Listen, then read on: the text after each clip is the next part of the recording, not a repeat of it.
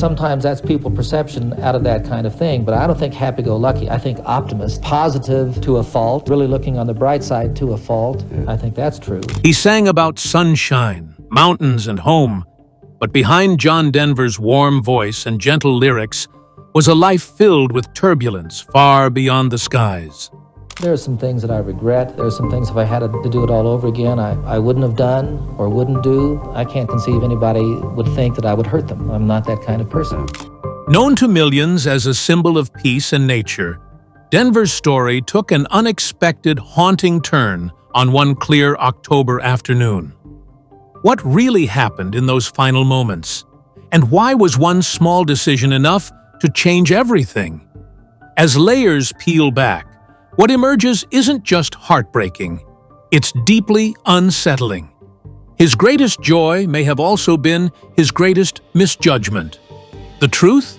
It's finally come out, and it's not what fans wanted to hear. A shy boy with a guitar, Henry John Deutschendorf Jr., known to the world as John Denver, had his childhood shaped by the strict, structured environment of a U.S. Air Force family. Led by his father, Lieutenant Colonel Henry John Deutschendorf Sr., a flight instructor and decorated pilot. With military life came constant relocation. John moved frequently across states like New Mexico, Arizona, Oklahoma, Alabama, and Texas. These frequent disruptions made it difficult for him to establish lasting friendships, contributing to a reserved, shy demeanor that persisted throughout much of his early life. Despite the loneliness that accompanied this nomadic lifestyle, John found solace in nature and family visits to his grandmother's farm in Oklahoma. It was during these peaceful visits that he was introduced to the sounds of classic country music, a genre that would deeply influence his songwriting in the years to come. But the pivotal moment in his early musical journey came when his other grandmother gifted him an antique Gibson guitar for his 11th birthday. That single act of kindness sparked a lifelong connection to music. From that point on, John began to sing and play, discovering that performing helped him connect with others and step out of his shell. Indeed, music ceased being merely a leisure activity. It came to represent sustenance for life. John had a rough time growing up, and was so unfortunate with school life that he eventually ran away to California, believing that surely he would eventually become a renowned musician. His father quickly flew out and caught him before he got a chance to show up in Fort Worth, Texas. But that was a clear testimony to his self-will to forge his way through music. After that, John moved to Texas Tech University to study architecture while gigging on the side with a local folk group, the Alpine Trio, thus sharpening his already fierce musical skills. Those years were the crucibles of John's transformation from an Air Force shy kid into a globally loved singer-songwriter. The guitar was both friend and compass, pointing the way to a future that would push the boundaries of his quiet beginnings. Music is where John found not only his voice, but his calling, creating the emotional underpinning for a career that would later echo from mountainsides, across radio waves, and through the hearts of millions. But what came next would take him far beyond his quiet beginnings, and one step closer to the name the world would never forget. Chasing Dreams in California. By the time John Denver reached his teenage years, his passion for music had become more than just a pastime. It was a calling. Growing restless in Fort Worth, Texas, and yearning for a life beyond the confines of military discipline and academic expectations, he made a bold move. He ran away from home to California. His plan was to break into the music industry, despite having little more than a guitar and a dream. But his journey was short-lived. His father, a U.S. Air Force pilot, quickly tracked him down and flew him back home. Though the attempt was unsuccessful, it demonstrated the fierce ambition and independence that would define Denver's career. After returning home, Denver finished high school and enrolled at Texas Tech University in Lubbock, where he studied architecture. However, his academic pursuits took a back seat to music. He joined a local folk group called the Alpine Trio, and it was during this time that he began performing more seriously and developing his unique musical identity. Playing gigs at local venues, he became increasingly convinced that a conventional career wasn't for him. The vibrant folk scene of the 1960s, particularly inspired by artists like Pete Seeger and the emerging singer-songwriter movement, called to him more than blueprints and drafting tables ever could. Denver, indecisively, chose to drop out of college and move to Los Angeles with the sole purpose of putting his heart and soul into music. It would be the tipping point that would lead to his first break into the professional scene. Denver was the newcomer to the Chad Mitchell Trio, later to be known as Denver, Boise, and Johnson, in place of original member Chad Mitchell. The nostalgic feel of the tours and the folk-oriented arsenal helped him to gain experience and put him in exposure in the business. At this point, however, some industry suits suggested he take on a more commercial-friendly stage name. Deutschendorf was just too tough a sell. Hence, he became John Denver in honor of Colorado's capital, a place he cherished for its pristine beauty and rugged spirit. The alteration will mean a farewell to the past and will introduce a name under which the person might trot out all sorts of complaints about talking into the void. John Denver. The image would be crafted to be as wholesome and earnest as the mountains he loved. Under this name, he would compose songs that many, through future ages, would come to know. The first of these, Leaving on a Jet Plane, written on a layover homesick moment, would land him a hit with Peter, Paul, and Mary, cementing his status in folk music and proving that this boy out of Fort Worth had finally discovered his voice and the world was beginning to listen.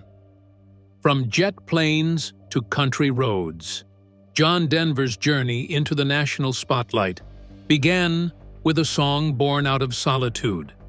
While waiting during a long and lonely layover in Washington, D.C., he picked up his guitar and penned what he initially titled, "Babe, I Hate to Go." The heartfelt lyrics captured the ache of separation, and it soon became Leaving on a Jet Plane. Though the song wasn't an immediate success in his own performances, it became a breakout hit when recorded by the popular folk trio Peter, Paul, and Mary in 1969. Their version shot to #1 on the Billboard Hot 100, providing Denver with both industry credibility and his first taste of widespread recognition as a songwriter.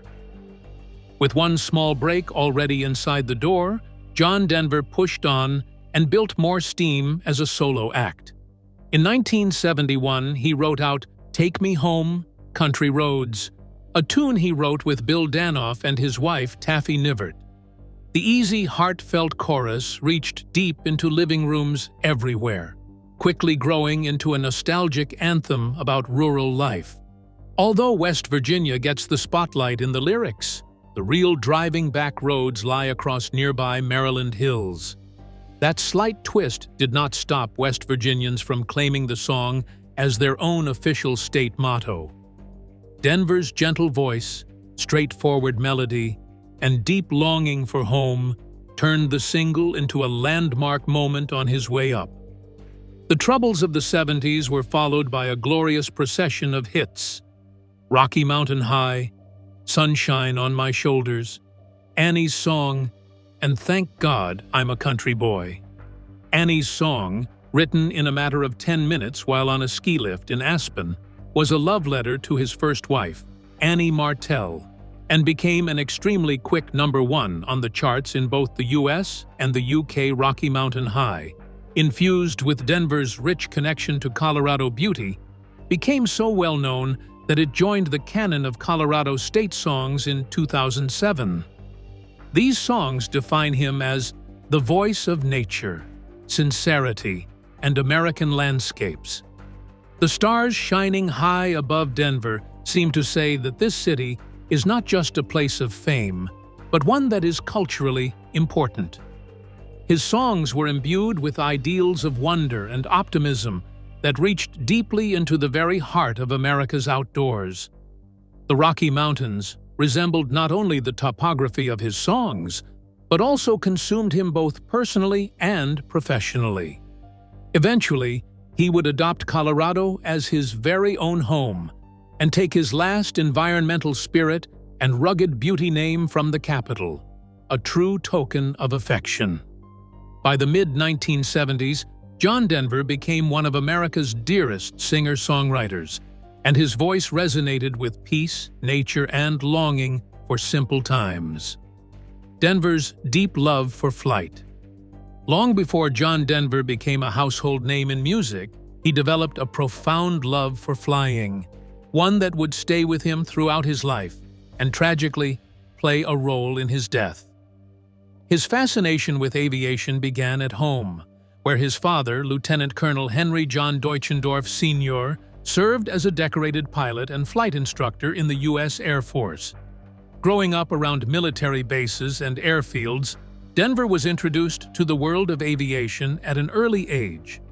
His father not only inspired him with stories of flying, but also personally taught him the fundamentals of piloting, instilling in him a respect for both the science and art of flight. Denver had aspired to soar in the air just as he was making strides in his musical career. By the mid-70s, he had developed into quite an accomplished private pilot, having secured certifications for single-engine land, single-engine sea, and multi-engine land flight operations. He also had an eye toward other forms of flight, such as glider piloting and aerobatics, all requiring skill, precision, and nerve. At those times, Denver was famous for executing engine-out glides, mostly over the mountainous regions around the area of Aspen, Colorado. These stunts were, of course, part of the adventurous spirit, but they also expressed his confidence and a deep technical understanding of flying. Denver's preoccupation with aviation distinguished it from mere surface interest. Over the years, he has accumulated more than 2,700 hours in the air, a number far surpassing that ascribed to the weekend flyer. He owned many planes, from a Kristen Eagle aerobatic to various Cessna 210s. For him, flying was as much a passion as his music. His way of traveling from gig to gig was in his own plane, where friends recalled he was in his happiest place behind the controls. His comfort in the air sometimes bordered on danger, especially when he would perform impromptu gliding exhibitions, always after a gliding school there. Largely a pilot himself, Denver's identity as such formed the framework of his artistic life.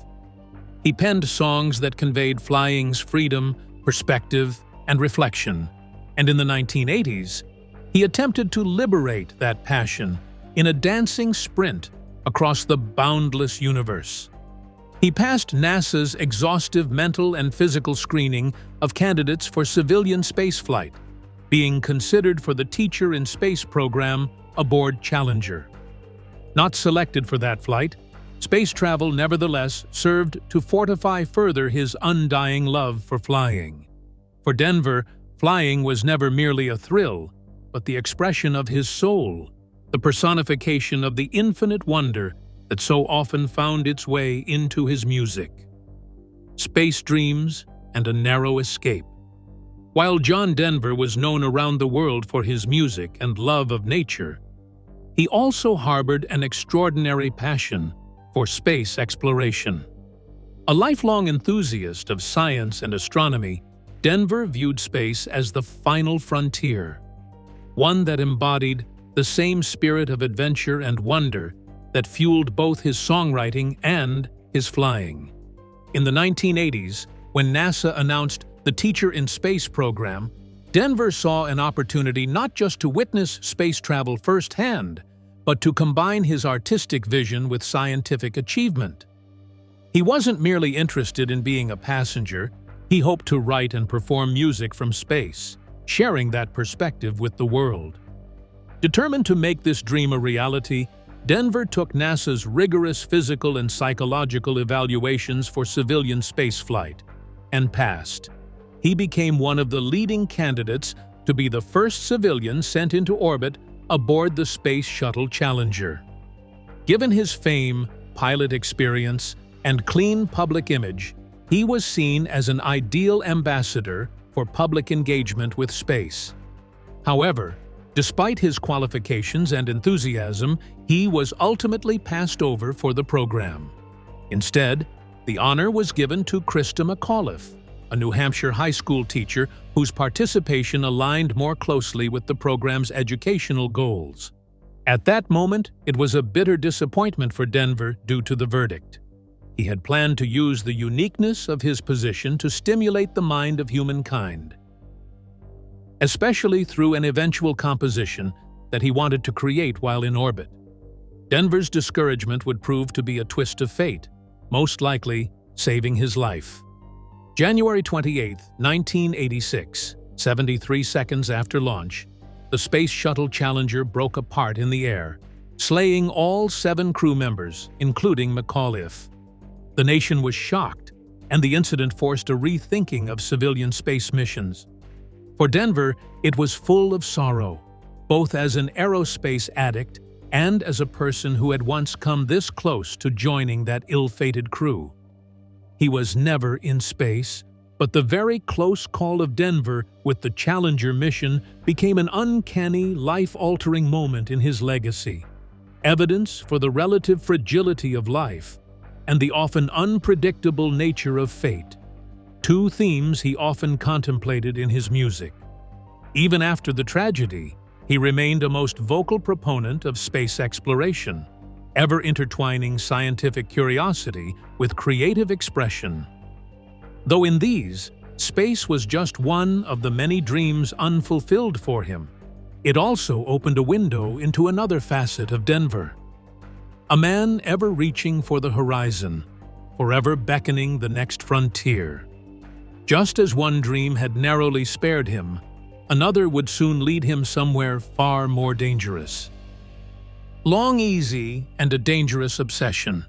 In 1997, John Denver's passion for flying led him to purchase a unique and unconventional aircraft, a Long EZ. This experimental, home-built plane, designed by aerospace engineer Burt Rutan, was known for its futuristic canard design, fuel efficiency, and sleek aerodynamics. Denver, always fascinated by innovation and performance, was immediately drawn to the aircraft. He purchased the Long EZ for $56,000 from a Texas-based builder and was eager to make it his own, planning modifications that included a custom paint job and personalized registration, N555JD. For Denver, the plane represented a new frontier in his lifelong love affair with aviation. However, beneath the aircraft's impressive appearance and performance was a set of quirks and hazards that made it notoriously difficult for even experienced pilots. Most notably, the Long EZ's fuel selector valve, a critical component that allows a pilot to switch between fuel tanks, had been installed in a highly unorthodox location behind the pilot's left shoulder. Unlike in standard aircraft, where the valve is within direct reach and view, the Long EZ required the pilot to physically twist their torso, release their harness, and divert their attention from flying just to change fuel sources. This inconvenient and potentially dangerous design flaw had long been a topic of concern among other Long EZ pilots, some of whom reported near accidents after struggling to switch tanks mid-flight. Denver had realized for himself the uneasiness with which he looked on at the awkward placement of the valve. Accordingly, he had long before flagged it and was now in the process of planning for a control relocation to a more convenient and safe position. Late September 1997 saw the 2 men taking the aircraft systems countermatched with the quirky valve configuration, with regard to its thorough testing in a pre-sale test flight with a certified instructor. The aircraft was flown from takeoff to refuel and all the way through to slow flight. And Denver knew that whatever had been going on, he could not take his eye off the fuel system. However, known risks may have been overshadowed by buoyancy over what the aircraft could do. Too excited about this new plane, he took to the sky soon after completing his final concert in Corpus Christi, Texas, flying it solo. The decision taken that day would prove to be tragically fatal. The Long EZ was recognized for its innovation, the very things that required precision and care, things easily compromised by even minor distractions. The builder had made many changes to the airplane throughout the years. Technically, it was airworthy, but that was about it. The NTSB would later say that the plane could not refuel before the last flight to Denver, which made changing tanks mid-air a necessity. Add the fact that the fuel valve was hard to reach, that Denver was going solo without a filed flight plan, and you had a perfect storm. His supposed day of jubilation in his new airplane became the last chapter in a hazardous obsession that had once given him so much joy. The final flight. October 12, 1997, began as a beautiful day along California's central coast. Clear skies, light winds, and ideal flying conditions. That afternoon, John Denver arrived at the Monterey Peninsula Airport full of anticipation. Dressed in green pants, a colorful sweater, and cowboy boots, he was eager to take his newly purchased Long EZ aircraft on a solo flight. Just the day before, he had flown it with an instructor, running through slow maneuvers and practicing landings. Confident after their successful test flight, Denver was ready to take to the skies alone. Despite his enthusiasm, there were lingering concerns, chief among them the hard-to-reach fuel selector valve located behind his left shoulder. Denver performed a standard pre-flight inspection before takeoff. According to records and later reports, he noted that the right fuel tank was less than half full, while the left tank was down to about a quarter. His plan was to switch tanks mid-flight, but to do that, he would need to engage the autopilot first, freeing his hands to reach back and turn the selector. At approximately 5:12 p.m., Denver received clearance from ground control for 3 touch-and-go landings. Routine exercises used to test aircraft handling and build pilot familiarity. After completing the landings, he requested permission to leave the pattern and fly around the area, which was granted by the control tower. Denver was asked to verify his transponder code at 5:27 p.m.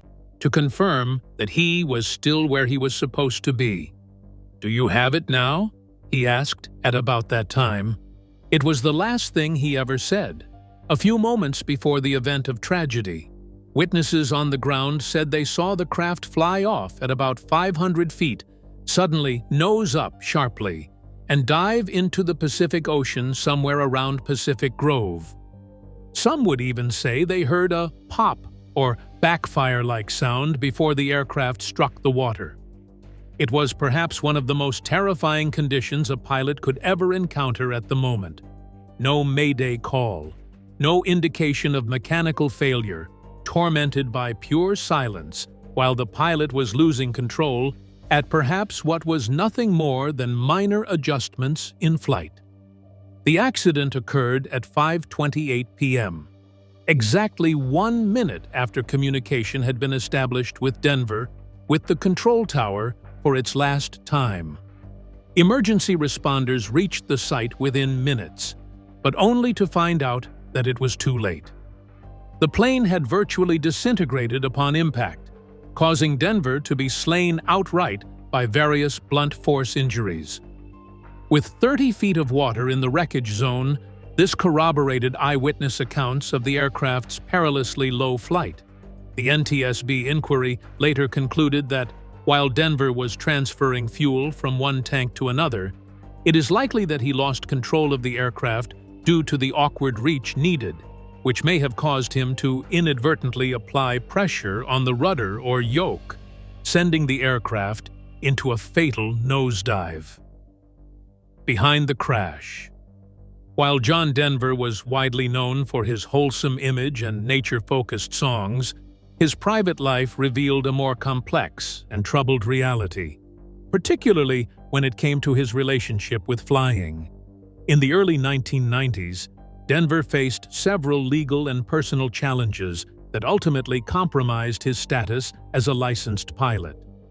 In 1993, he was arrested for driving under the influence, an incident that brought his alcohol use into public scrutiny. The case resulted in a guilty plea, probation, and a fine.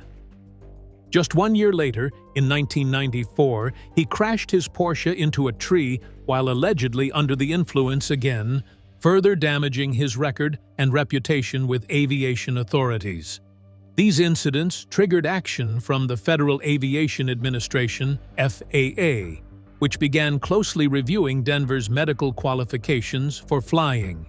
According to FAA regulations, pilots must meet strict physical and mental health standards to be certified.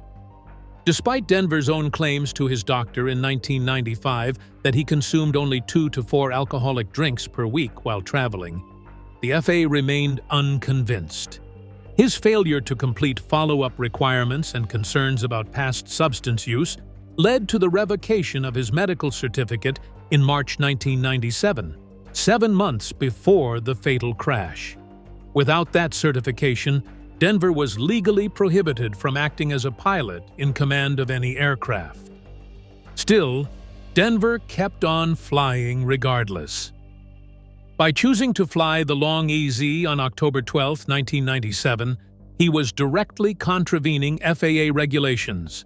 This raises significant concerns about how regulations are enforced and the culture of risk often associated with private flying. Known among his friends as a daredevil, Denver had a reputation for pushing limits. Glider flights with the engine off, precision landings in tough conditions. Some regarded these acts as displays of mastery and confidence. Others, particularly other pilots, would at least some of them regarded it as needlessly risky. FAA's inaction on barring Denver from flying was born out of the fact that his medical clearance was revoked, and it stirred up a controversial debate following his death, especially critics showing systemic oversight flaws in the inspection and enforcement areas concerning private pilots flying their small airplanes away from the direct supervision of anyone. It was later learned from post-crash toxicology reports that at the time of the accident, Denver's system was devoid of alcohol or substances, but it did not prevent lengthy shadows of regulatory violations and risky behaviors that surrounded the tragedy, NTSB findings, and fuel system flaws.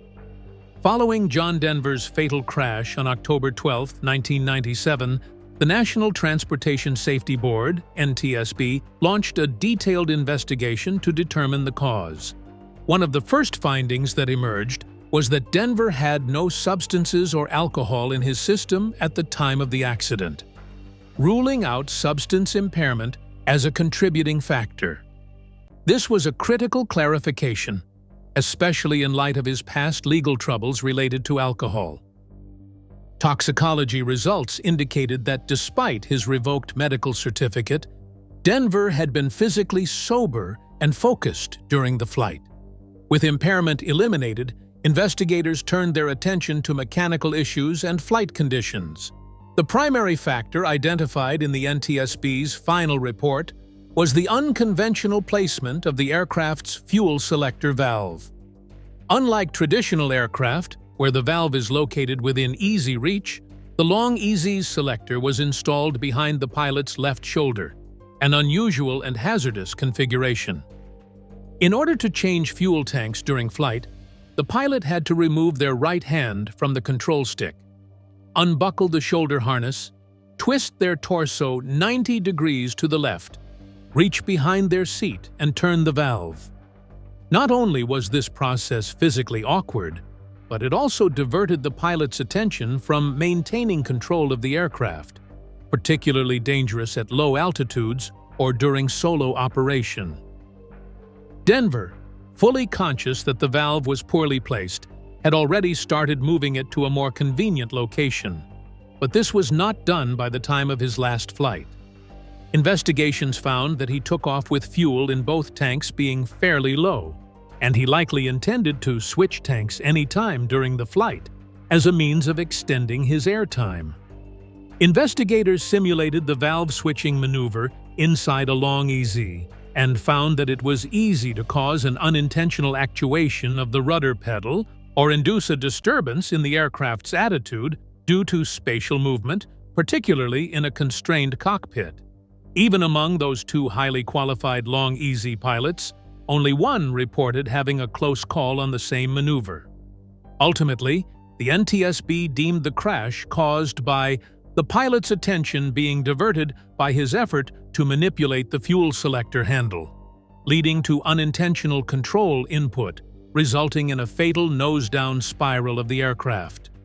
Changing tanks might have been avoided altogether had the fuel tanks been full, or had he set the valve correctly. The report illustrates how a design error, however small, together with human error and failure of regulation, can lead to dire consequences.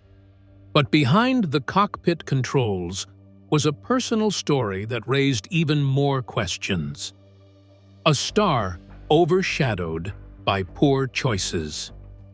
John Denver's death in 1997 was not just a tragedy. It was a sobering revelation. While millions mourned the loss of a beloved folk icon, the aftermath of the crash peeled back layers of a complex and often contradictory personal life. Denver's well-documented love for aviation had, at times, crossed into recklessness. His habit of performing engine-off glider maneuvers and flying without proper medical clearance painted a picture of a man who pushed boundaries, sometimes irresponsibly. His defiance of the FAA, despite repeated warnings and a revoked medical certificate, raised serious concerns about personal accountability and regulatory enforcement. The crash also underscored a series of poor judgments: flying with low fuel, operating an aircraft with known design issues, and making a solo flight without filing a flight plan. These choices weren't made in isolation, but were part of a broader pattern of risk-taking that ultimately led to his fatal accident. Though no substances were found in his system, his past DUI arrests and a 1994 crash while under the influence had already cast a shadow on his reputation. In many ways, the circumstances of his death complicated the public's perception of Denver, challenging the wholesome, nature-loving image he had so carefully cultivated. Yet, despite these shortcomings, Denver's legacy has endured with remarkable strength. His music continues to resonate with audiences around the world, offering messages of peace, environmental stewardship, and emotional sincerity.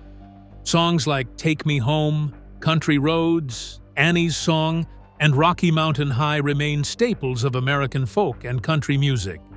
He was one of the first major artists to integrate environmentalism into his work, long before it became mainstream. His humanitarian efforts included founding the WindStar Foundation and working with groups like UNICEF, reflecting a genuine commitment to the causes he sang about. In all, John Denver is remembered to this day for how he lived, as opposed to how he died and what he gave to the world.